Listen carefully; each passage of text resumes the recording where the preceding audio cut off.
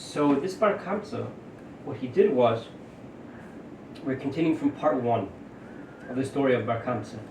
So this Bar Kamsa went, and he went to the Caesars, he went to the government of the time, which was the Romans, and he told them, he says, these sacrifices,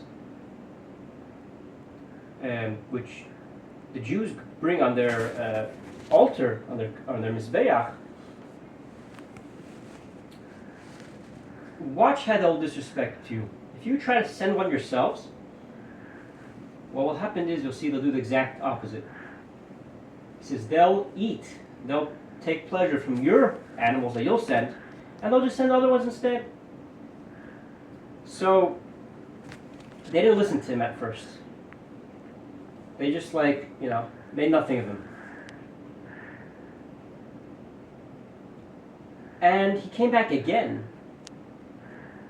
This Bar Kamsa tried a second chance. This version that I'm telling you is from the medrash eicha. So he came back again, and he said, all these korbanos that you're going to try to send to the Jews, the sacrifices to bring, they're just going to eat them, and they're going to bring other ones in exchange. And if you don't believe me, I'll prove it to you.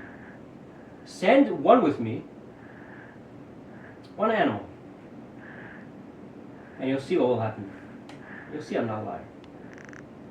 So what happened? So he went with the animal. This Bar Kamsa, he was supposed to be their emissary.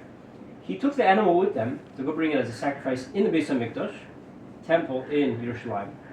And on the way there, what he did was like this.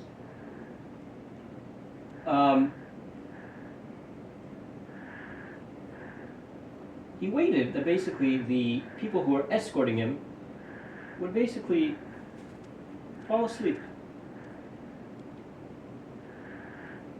And what he did was, when they were sleeping,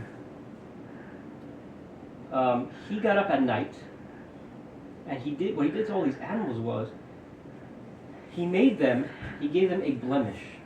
He made them a balmum, in a way that it's very hard to catch.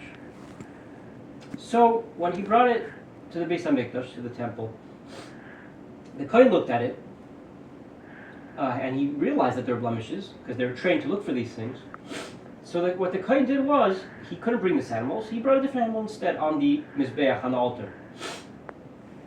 So the emissaries who were with Bar Kamsa, the entourage that came with him to bring the korbanos, they asked, why aren't you bringing these animals? So the Kohen,